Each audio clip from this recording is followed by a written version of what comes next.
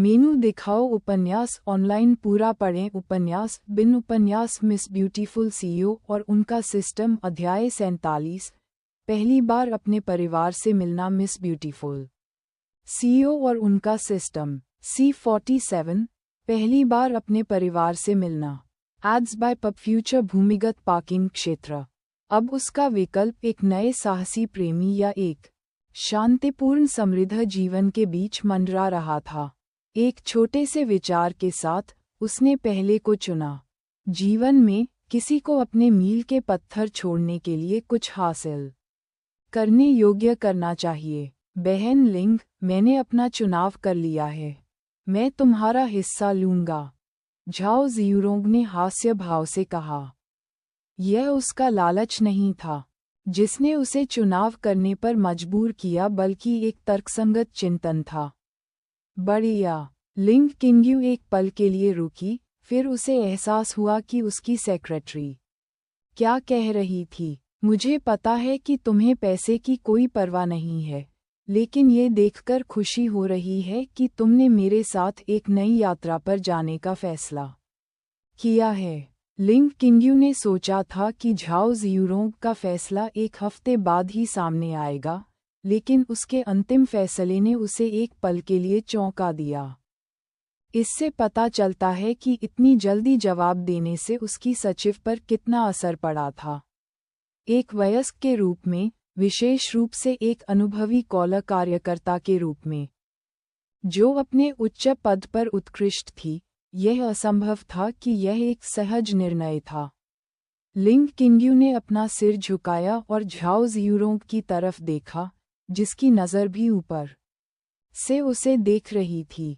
लिंग किंग्यू मुस्कुराई। जहाज पर आपका स्वागत है, मेरे जहाज पर। सच कहूं तो, अगर वह जांच करना चाहती थी तो उसे अपने शेयरों का प्रतिशत देने की जरूरत नहीं थी, लेकिन कौन सुनिश्चित कर सकता था कि उसकी प्रतिभाशाली सचिव भविष्य में अपने स्पष्ट सत्यनिष्ठ चरित्र के बावजूद भाग न जाए। सबसे अच्छा तरीका ये था कि उसे आकर्षक भौतिक पुरस्कारों से लुभाया जाए ताकि भागने की संभावना शून्य हो जाए। अब चूंकि वे एक ही नाव पर थे, झाओ जियूरोंग हमेशा उसके साथ रहेगा। झाओ शियूरोंग भी लिंग किंग्यू के शब्दों के कारण आगे क्या होने वाला है, इसके लिए उत्सुक थी। जल्द ही एक बड़ी घटना घट सकती है और भविष्य ही बताएगा। उसने कभी ऐसी कल्पना नहीं की थी।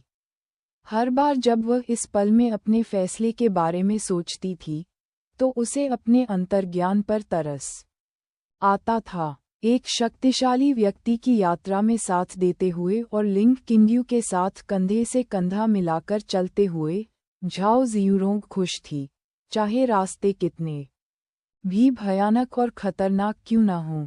उसे कोई पछतावा नहीं था। ये तो भविष्य में ही था। झाओ जियूरोंग ने लिफ्ट का बटन दबाया और इंतजार करने लगा। तांग जियाई और जियाओ यू भी पीछे थे। जल्द ही एक नोटिफिकेशन आया और स्लाइडर खुल गए। सबके चले जाने के बाद लिंग किंग्यू ने एक कार्ड निकाला, जो कि कॉन्डोमिनियम के अंदर रहने वाले व्यक्ति का पहचान पत्र था, और उसे स्कैनर पर दबाया। 30वीं मंजिल। 50 मंजिलों में से, न बहुत ऊंची न बहुत नीची। लिफ्ट ने स्वचालित रूप से उस मंजिल का चयन किया जिसमें लिंग किंग्यू रहता था। जब वे निर्दिष्ट मंजिल पर पहुंचे, तो हर कोई बाहर निकला। गाद आंखें एक बार भी नहीं झपकीं। कांच की दीवार के माध्यम से एक सुंदर अपार्टमेंट को देखकर एड्स बाय पब फ्यूचर सिर्फ 2 शब्द बहुत आलीशान। अगर लिंग किंग्यू के पास कोई स्मृति छवि होती, तो वह बहुत कुछ देखकर हैरान रह जाती। झाओ शियूरोंग कई बार आ चुका था और अब वह उसे आश्चर्यचकित नहीं करता। जब उसने देखा कि लिंग किंग्यू की भी यही प्रतिक्रिया है, तो उसने खुशी से अपना सिर हिलाया। बहन लिंग, आप हैरान क्यों हैं? आप पिछले कुछ सालों में यहाँ लाखों बार आ चुकी हैं, झाओ जियूरोंग ने चिढ़ाते हुए कहा, और उसे थोड़ा संदेह हुआ। ठीक है, मैं बस अपने संघर्षों पर पुनर्विचार कर रहा हूँ। जो कुछ भी विलासिता से इस स्तर तक नहीं पहुँचे। लिंग किंग्यू ने बहाना बनाया। उसने यह अपार्टमेंट तब खरीदा जब उसकी कमाई बढ़कर 1 मिलियन युआन प्रति माह हो गई।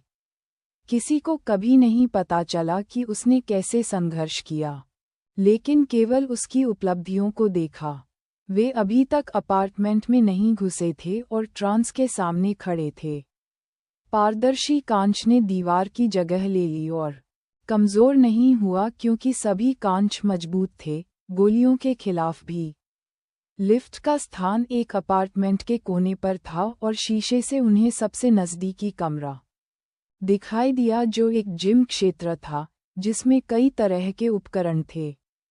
इसके बगल में एक विशाल इंडोर स्विमिंग पूल था। लिंग किंग्यू ने अपनी जीभ अंदर ही अंदर चटकाई। कितना महंगा है, खास तौर पर घर के अंदर। पानी की व्यवस्था, बिजली। सक वह अंदर बैठे मेहमानों के लिए लिविंग रूम की ओर देख सकती थी, जो ट्रांस के सबसे करीब था। झाओ जियूरोंग ने घंटी का बटन दबाया, लेकिन बाहर से आने वाली कोई आवाज़ उनके कानों में नहीं पड़ी।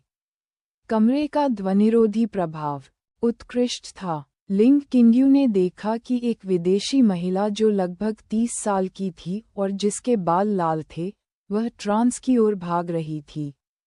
लिंग किंग्यू के स्वस्थ और तंदुरुस्त शरीर को देखकर उसका चेहरा खुशी से चमक उठा, लेकिन जब उसने देखा कि लिंग किंग्यू व्हीलचेयर पर था, तो उसके चेहरे पर हल्की सी झुर्रियां पड़ गईं। क्लिक करें। दरवाज़ा अंदर की ओर खुला, लेकिन वहां कोई नहीं था, सिवाय लिंग किंग्यू के समूह के।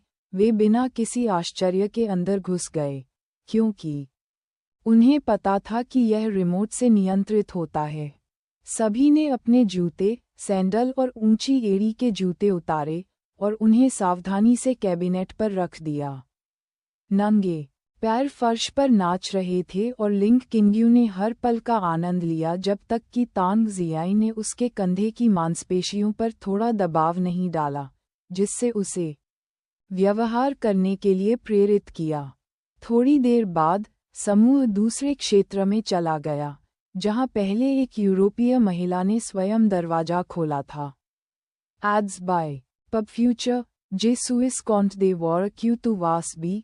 महिला ने लिंग किंग्यू का गर्मजोशी से फ्रच में स्वागत किया। बीव्यू लिंग किंग्यू दंग रह गई।